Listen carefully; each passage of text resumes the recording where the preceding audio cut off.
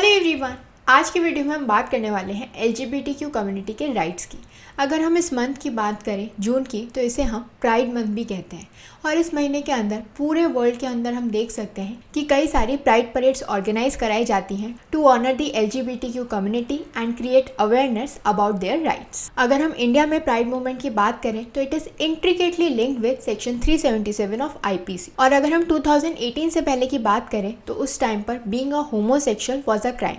तो कोई भी पर्सन जो कि इस तरीके के रिलेशनशिप में था वो एक क्रिमिनल ऑफेंस था और जिसके लिए पनिशमेंट हमें गिवन थी अंडर सेक्शन 377। लेकिन सारा सिनेरियो चेंज हो गया after the verdict given by the Supreme Court in the case of Navtej Singh Johar versus Union of India.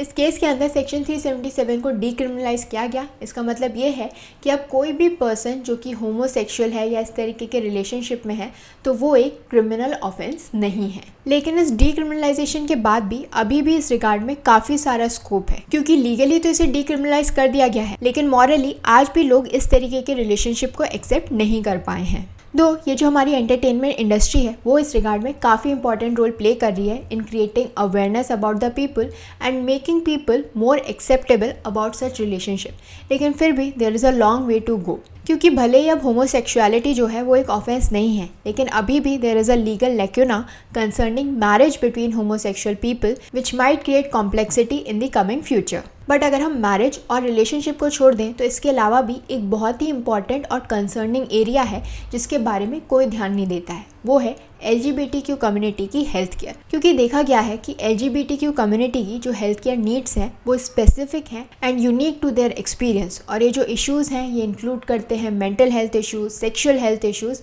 And physical issues with respect to gender altering surgeries. और इसके अलावा there might also be a social bias which is present, जो कि difficult बना देता है LGBTQ community के लिए accessing adequate health care. For example LGBTQ community का एक पर्सन जो है वो थेरेपिस्ट के पास गया, उसको कुछ काउंसलिंग की ज़रूरत थी, लेकिन थेरेपिस्ट ने उस पर्सन का इलाज करने से मना कर दिया, ये कह के कि क्योंकि वो पर्सन गे है इसीलिए मैं उसका इलाज नहीं करूँगा। अब इससे उस पर्सन पे क्या इफ़ेक्ट पड़ेगा और इस एग्ज़ाम्पल को दूसरे लोग कैसे लेंगे। कई बार लोग जो हैं वो अवॉइड कर सकते हैं ट्रीटमेंट कराना, स्पेशली उन केसेस में जहाँ पर टाइमली ट्रीटमेंट की ज़रूरत है। और इस तरीके के केसेस से कि भाई उन्हें डर लग रहा है कि अगर थेरेपिस्ट के पास गए अपनी आइडेंटिटी रिवील करने में उन्हें डर लगेगा कि पता नहीं मुझे ढंग से ट्रीटमेंट मिल भी पाएगा या नहीं अगर मैंने बता दिया कि मैं इस कम्युनिटी को बिलोंग करता हूँ। तो इस तरीके के सिनेरियो से बचने के लिए ये ज़रूरी है कि LGBTQ कम्युनिटी के लोगों को अपने राइट्स के बारे में पता हो और दूसरों को भी, ताकि वो उन्हें बता सकें कि ये उनका राइट है जो वो जाके अवेल कर सकते हैं। सो कोई भी ऐसा पर्सन जो कि फेस कर रहा है डिस्क्रिमिनेशन व्हाइल एक्सेसिंग मेडिकल और psychological health care, then in that case they can take appropriate action to elevate the problem. और ये जो कंप्लेन है वो सिर्फ हेल्थ केयर सर्विसेज के लिए नहीं बल्कि बाकी किसी भी प्रॉब्लम के लिए फाइल की जा सकती है। तो अब हम उन अथॉरिटीज़ की बात कर लेते हैं जहाँ पर LGBTQ कम्युनिटी के लोग जाके कंप्लेन फाइल कर सकते हैं, या ऐसा कोई भी और पर्सन जिसे पता है कि वो पर्सन जो है प्रॉब्लम फेस कर रहा है तो वो भी ऐसी कंप्लेन फाइल कर सकता है। सबसे पहले तो आप जा सकते हैं पुलिस के पास।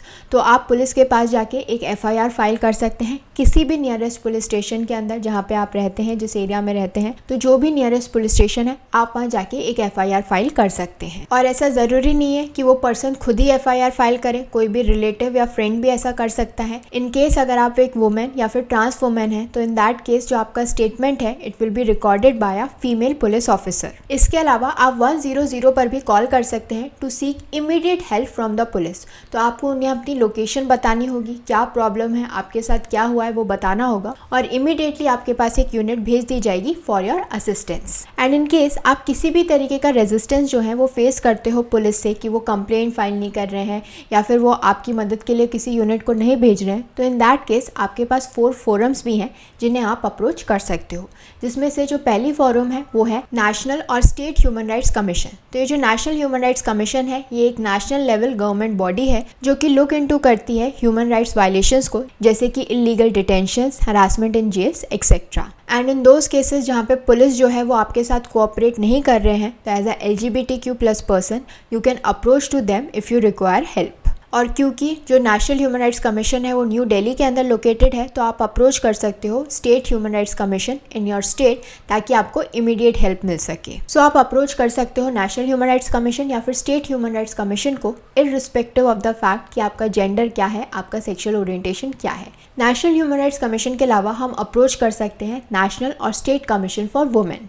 नेशनल कमीशन फॉर वुमेन एक नेशनल लेवल गवर्नमेंट ऑर्गेनाइजेशन है जो कि काम करती है for the protection of women from violence such as sexual crimes, domestic violence etcetera. और ये जो कमीशन है वो आपकी हेल्प करेगा by providing you and your harasser a counselling और an opportunity to be heard, ताकि जो भी डिस्प्यूट है उसे रिजॉल्व किया जा सके और जो भी इंसिडेंट हुआ है वो दोबारा से रिपीट ना हो। और अगर जो केस है वो थोड़ा सीरियस है देन इन दैट केस एक इंक्वायरी कमेटी जो है वो कॉन्स्टिट्यूट की जाएगी which would make on the spot inquiries, examine करेगी विटनेस को, कलेक्ट करेगी एविडेंस और एक रिपोर्ट सबमिट करेगी to give you an immediate relief and protection.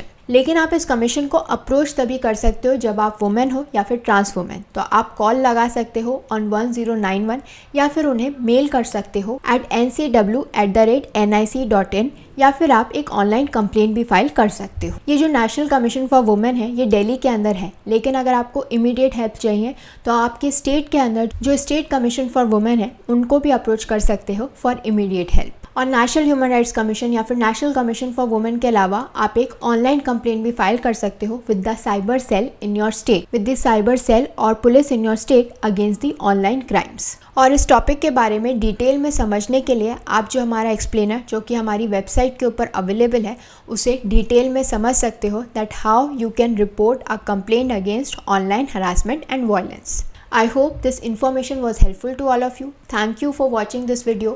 Don't forget to follow Nyay and do join us again for more of India's Laws Explained.